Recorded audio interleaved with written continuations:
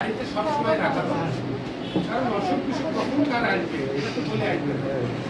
কিছু প্রাথমিক ওষুধ কি রাখতে হবে, ডাক্তার আপনাদের ডোর টু ডোর যাবে, ডাক্তারের কাছ থেকে শুনে সেগুলো নিয়ে রাখবেন, 1 পাতা করে রাখেন, 5টা করে রাখেন, তাহলে হবে কি বিপদ আমাদের সঙ্গে সহজে। পাশাপাশি ডাক্তার তো প্রতিদিনই আপনার এলাকায় যেতে পারবে না, এই এলাকায় প্রায় 200 গ্রুপ আছে, হয়তো 1 মাস 1.5 মাস পর, তাহলে আপনার রোগ তো আর 1.5 মাস বসে থাকবে না। এই জন্য আমরা প্রত্যেকটা গ্রামে মনে হয় ধাত্রী নিয়োগ দেবো, আমরা ধাত্রী নিয়োগ দেবো প্রতিটা গ্রামে, মানে ডাক্তারের সেকেন্ড ম্যান পাই। এরকম আপনাদেরকে বলবো যে আপনারাই দেন, যাই সময় দিতে পারেন। আপনারা হয়তো কিছু রোগী পাইলেন, কিছু সমস্যা পাইলেন, তখন তার কাছে গেলেন, সে যখন ডাক্তারের কাছে রিং দিবে, ডাক্তার জরুরিভাবে ওখানে যাবে। যদি প্রাথমিক সেবা হয়, ডাক্তারের সারার মতন অবস্থান হয়, তখন ডাক্তার এটা সমাধান করে চলে যাবে। আর যদি না হয়, তাহলে ওই ধাত্রীকে বলবে যে আপা আপনি এক কাজ করেন, কাল শনিবার কিংবা রবিবার আপনি এনাদের সবাইকে নিয়ে আসেন, আমরা গাড়িতে করে পাঠিয়ে দিই, দেখে নিয়ে আসেন। আসলে আমরা কিন্তু সবাই কোনো না কোনো সমস্যা হলেই এটা না পাকা ভালো হয়ে যাবে। আপনি তো কাছে কি ওই প্রাথমিক চিকিৎসা প্রাথমিক ধরেন আপনি আপনার ছেলের বউ থেকে ধাত্রী এমন ভাবে মহিলা মানুষ যারা ধরেন একটা গর্ভবতী মহিলার কাছে যারা তুলে বলতে পারে, বলার পরে উনি ডাক্তারের সঙ্গে শেয়ার করলেন, ডাক্তার পরামর্শ। কারণ একটা 4 বছরের কোর্স করার পরে এর কাছে আমরা কঠিন কোনো রোগের চিকিৎসা করতে নিষেধ করছি যে তুমি রিফার করো। আর আমি যদি ওনাকে ধাত্রীকে 2 দিনের ট্রেনিং দিয়ে যদি বলি, তাহলে যদি রোগী মারা যায় তখন তো আপনারা আমার কাছে নাম দেখা, তাহলে স্বাস্থ্য সেবিকা, তাহলে আপনার বান্ধে হবে যে তুমি এক জায়গা রোগী মারা। এই জন্য আমরা জটিলটা কি করবো, সাথে সাথে বলবো রেফার করবো। কিন্তু এইটুকু পালে, এটুকু তো বুদ্ধি পালে। যেমন আমার গত বুধবারে আমার 2 ভাই মারা গেছে, আমার খালাতো ভাইয়ের বড় ভাই। ভোর 4টার সময় বুকের ব্যথা নিঃশ্বাস নিতে পারে ছিল, একটা মাত্র আমার ভাই আর আমার বোন ছিল, আমার মা ছিল, এই 3 জন লোক আসলে বুদ্ধি পাচ্ছিল না হয়তো বা যে আসলে কিছু কোনো প্রাথমিক কোনো চিকিৎসা দেওয়া যায়। যদি আমরা সবাই একত্রে থাকতাম, ভাই যদি থাকতে পারছে, তাহলে হয়তো একটা প্রাথমিক চিকিৎসা দিয়ে হয়তো বাঁচানো যাবে। ওখান থেকে টিএমএসএস নিয়ে যাওয়ার আগেই রাস্তার মধ্যেই হয়তো মারা গেছে। তারপরে আমরা গেলাম, যাই দেখতে মিলি ভোর 4টে 4:30 দিকে রিং দিয়ে এইটুকু শেয়ার তো করার লোক পারে যে আপনি কিছু জানেন না, কিন্তু একটা জানেন না লোকের শেয়ার করার সুবিধা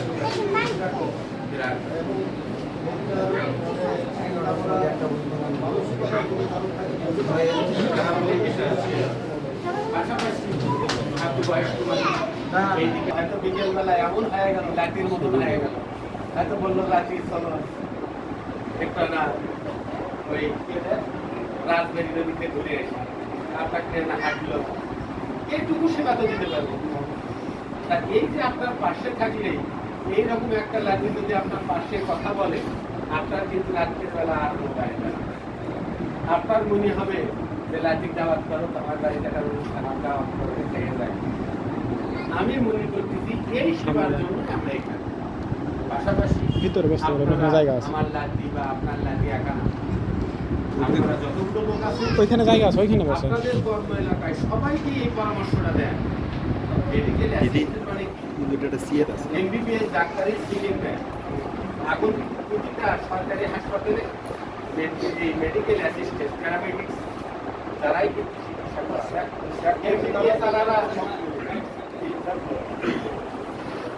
এমবিবিএস ডাক্তাররা কিন্তু 7 দিন 1 দিন আসে বা 15 দিন আসে না, একটা দিন দেখি এরাই দেখাশোনা।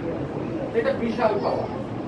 আপনারা এটা প্রচার করবেন, মানুষজনকে বলবেন, অসুখ করে বসে না থেকে এই এলাকায় যেহেতু ডাক্তার নাই, অন্তপক্ষে বলে দেবে যে তাই আগে টিএমএসএ কমিশন করবো, দেখে তারপরে কি বলে, তারপরে ওষুধ। এটাও তোমাকে বলতে পারবে টাকা লাগবে 10 টাকা। আমাদের অফিস এখানে আছে, এখানেও থাকবে।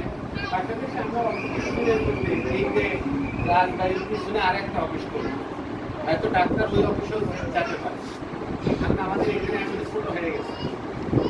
এই জন্য আমরা আর একটা অফিস নিচ্ছি। আপনারা এখানে আসলেও বলে দিবে যে ওর পাশে যান, অথবা এই যদি এখানেই থাকে এখানে আমরা 1-2 তারিখ থেকে ওখানেও হয়তো একটা অফিস করবো। তাহলে দুটো অফিসেরই সেবা নিজেই দিবে। আপনারা সেদিকে দৃষ্টি রাখবেন। আমাদের মূল উদ্দেশ্য যে আপনাদের এলাকার মানুষের সুস্থতা, আপনারা যদি সুস্থ থাকেন আমরা ভালো থাকবো, আপনার বাড়ির পাশে বাড়ির লোক যদি সুস্থ থাকে আপনি ভালো থাকবেন। মাথায় রাখি 2020 সালের পর আমরা অনেক কিছু শিখে গেছি। এখান থেকে মিটিংয়ে ঢুকি সিলেট, চিটাগাং, ঢাকা, চট্টগ্রাম, যুক্তরাজ্য থেকে তারেক দিয়ে শেখ হাসিনা ভার্চুয়ালি মিটিং করতেছে দেখা যাচ্ছে। এটা শিখাইছে কি জানি দেখবো না, এটাকে তো আগে জানতাম জুমে মিটিং করা হয়। এখানেও কিন্তু অনেক কিছু শিখাইছে। ছেলে মারা গেছে, বাপ গুলো প্যাকেট করে দিয়ে গেছে, বাপ হয়তো বাবা তোমরাই কয়েকজন মিলে পাঠিয়ে দিয়েছিলে, যাও আমিও বেকার যাবো না, তাই হয়নি? প্রথম মুখের এইরকম এই জায়গাতে আজকে মাটি হচ্ছে একটা, আর ওই পাশে পুলিশ আদালত দেয় না, এদিক তো রাস্তা বন্ধ, আপনারা অন্যদিকে ঘুরে যান, এখানে একটা মাটি হচ্ছে, স্ত্রীও যায়নি, মেয়েও যায়নি, তাই না? তাহলে আমরা সবাই সবার আপন, কিন্তু অসৎকে আপন, রোগকে আপন, তার রোগকে অবহেলা না করে আমরা সবাই যেন এই অফিসে আসি, ভালো ধরনের সেবা দিই। 300 টাকা কোভিড মানি, এখানে টাকা মানি করি না। একদিন গেলে আপনি যান, আপনাকে ধরে থাকার জন্য আপনার স্ত্রীকেও নিয়ে যান। যেহেতু গ্যাসেরই দুইজনে একটু শরীরটা চেক আপ করে আসে, দেখে যে অন্তপক্ষে 2-4 হাজার টাকা দিয়েছে। আমার শরীরের ভিতর কি রোগ আছে আমি জানি না, কিন্তু আমরা আসলে ম্যাডাম তারপরে উন্নত দেশগুলোতে বলে যার স্বাস্থ্য বিমা নাই তাই মানুষের পর্যায়ে পড়ে না। স্বাস্থ্য বিমাটা হলো বিমা করবা, প্রতি বছর বিমা কোম্পানির থেকে তোমার শরীর চেক আপ করে দেবে, তুমি সুস্থ আছো। একটা কার্ড করে প্রতি বছরে অন্তপক্ষে পুরো শরীরটা চেক আপ করে, লাগুক 5,000 টাকা। 5,000 টাকা আজকে মারা যাচ্ছে, টাকা পয়সা নিয়ে ছেলেরা মারামারি লাগবে, পেশাল লাগবে, লাখ করা দিয়ে। কিন্তু আপনার শরীর ঠিক আছে কিনা, এই 5,000 টাকা ওখান থেকে নিয়ে চেক আপ করে তবু আপনি সান্ত্বনা পাবেন যে আমার শরীর ঠিক আছে। আল্লাহ যদি হায়াতে রেখে রাখে তাহলে কিছুদিন ইবাদত বন্দেগী করে যাওয়া, তার খেয়াল করে মানুষের পাশে থাকে, সেবা করে। আমাদের এই অফিসের যে আসলে যে সেবা পাওয়া যায় এই বিষয়ে প্রচারণা বৃদ্ধি করে, এই কথা বলে আমি আমার সংক্ষিপ্ত বক্তব্য